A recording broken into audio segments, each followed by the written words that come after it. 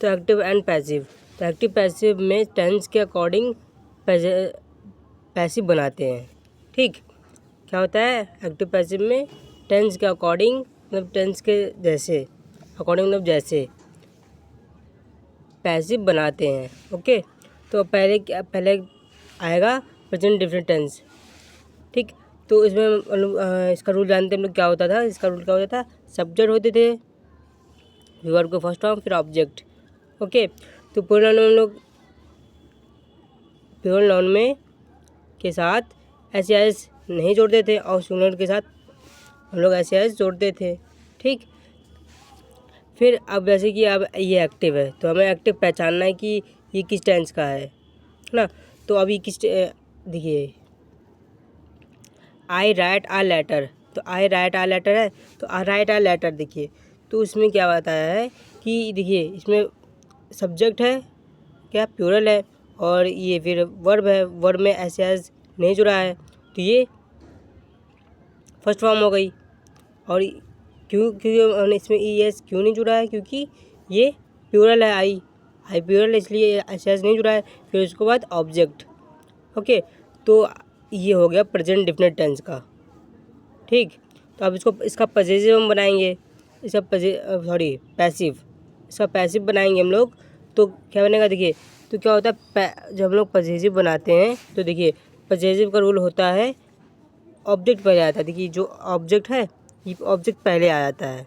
ठीक, फिर helping verb लग जाती है, फिर उसके बाद वर्ब की थर्ड फॉर्म, फिर बाय लगा के सब्जेक्ट को चेंज कर देते हैं। ठीक, जैसे मैंने यहाँ बताया है कि पजेसिव का रूल क्या होता है, पहले ऑब्जेक्ट देखिए ये है, ये पहले उठ के यहाँ आ गया। ठीक, फिर उसके बाद फिर हेल्पिंग वर्ब, ये देखिए हेल्पिंग वर्ब है। ठीक, फिर वर्ब की थर्ड फॉर्म है ना, फिर उसके बाद बाय लगा के सब्जेक्ट को चेंज कर देते हैं। अब बाय लगा के सब्जेक्ट को चेंज कैसे करते हैं, देखिए यहाँ पे लिखा है। देखिए अब देखिए, अब यहाँ पे हेल्पिंग वर्ब है, फिर हम बताते हैं कि क्या नाम है सब्जेक्ट को चेंज कैसे करते हैं, फिर उसके बाद बताएंगे। पहले हम बताएंगे कि अगर एक्टिव जो ये एक्टिव है, ये एक्टिव, तो अगर एक्टिव प्रेजेंट डिफिनिट टेंस में होगा तो हेल्पिंग वर्ब इज एम आल होगी। ओके, आई के साथ क्या लगेगा, एम, आई के साथ एम लिखते हैं। ओके, तो अब क्या है, अब देखो सब्जेक्ट को चेंज कर देते हैं कि मतलब कि क्या है, कैसे चेंज करते हैं। देखो आई को मी में चेंज करते हैं, यू को यू में, सी को हर में, ही को हिम में, और वी को अवर में, दे को देम में चेंज कर देते हैं। समझ गए, आई को मी में, यू को यू में, सी को हर में, ही को हिम में, यू को योर अवर में, दे को देम में चेंज कर देते हैं। ओके, अब देखिए क्या है, अब देखिए पहले ये देखिए ऑब्जेक्ट उठ के आ गया यहाँ, तो मैंने ऑब्जेक्ट देखना पड़ेगा। देखो ये ऑब्जेक्ट पहले हम लोग लिखेंगे, तो ऑब्जेक्ट क्या है, अ लेटर है तो ऑब्जेक्ट पहले आ जाएगा अ लेटर, है ना। और फिर क्या है, फिर हेल्पिंग वर्ब लगेगी तो इज हो गई। फिर राइट मतलब फर्स्ट फॉर्म है, तो अब जब हम पजेसिव बनाएंगे तो वर्ब की हमेशा थर्ड फॉर्म लगेगी, जैसे लिखा है ना वर्ब की हमेशा थर्ड फॉर्म।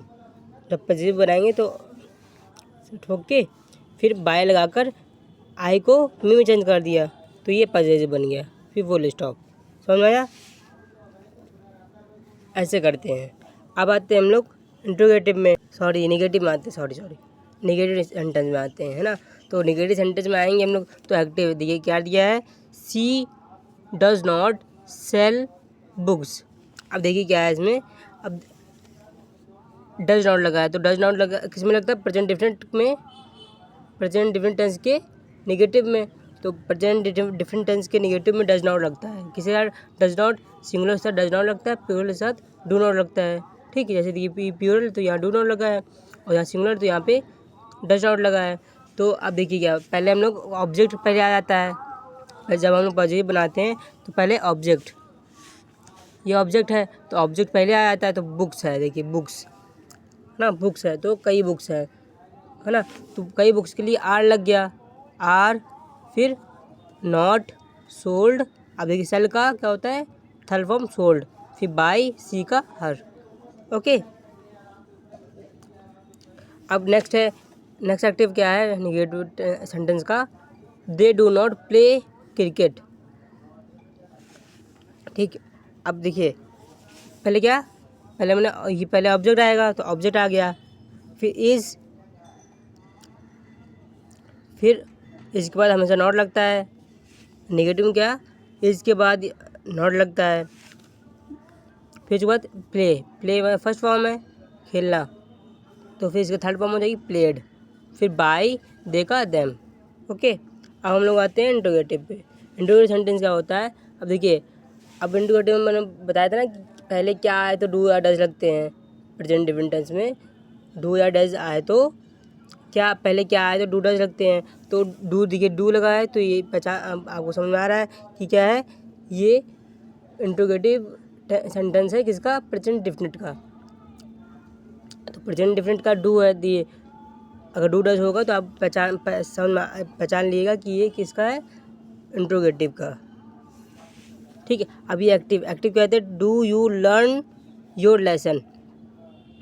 अब इसका हिंदी में मीनिंग हुआ क्या तुम अपना लेसन याद कर लिए, ये इंग्लिश मतलब कि ये हिंदी है इसकी। ठीक, तो हम लोग क्या लिखेंगे, देखिए अब ऑब्जेक्ट पहले आएगा है ना, और ऑब्जेक्ट के पहले क्या है, देखिए डू डज पहले लगता है, तो इसको पहले अभी इसको लाने से पहले आप ये देखेंगे कि इसका ऑब्जेक्ट क्या दिया। ऑब्जेक्ट को पहले लिखने से पहले आप देखेंगे कि क्या ये लेसन है, क्या है ये लेसन, तो ये लेसन है तो यहाँ इसके डू की जगह इस लिख दिया, फिर द लेसन, फिर लर्न की लर्नड होती है, फिर बाय यू का यू, फिर क्वेश्चन मार्क। ओके, फिर उसके बाद फिर नेक्स्ट दिया है हु ब्रेक्स द चेयर।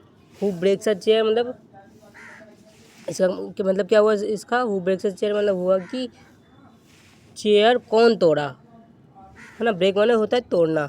तो अब जब हम लोग पजेसिव बनाएंगे, अगर हुम लिखा है, देखिए अगर हुम लिखा है, अगर हु लिखा है तो बाई हुम चेंज कर देते हैं। अगर जैसे यहाँ पे देखिए हु लिखा है तो बाई हुम हो गया, फिर उसके बाद अब द चेयर है तो ये क्या है, इसमें इज लग जाएगा, है ना। यहाँ पे अगर चेयर्स होते हैं तो कई चेयर हो जाते हैं, लेकिन यहाँ पे एक ही चेयर है तो इज लग गया। ओके, फिर इसके बाद फिर ये ऑब्जेक्ट, फिर ऑब्जेक्ट आ गया क्या पहले, फिर उसके बाद ऑब्जेक्ट आ गया, ऑब्जेक्ट लिखते पहले, तो द चेयर अब ब्रिक्स का ब्रोकन हो जाएगा थर्ड फॉर्म। ओके, समझ में आया दोस्तों, लाइक करिएगा, सब्सक्राइब करिएगा, शेयर करिएगा। ओके।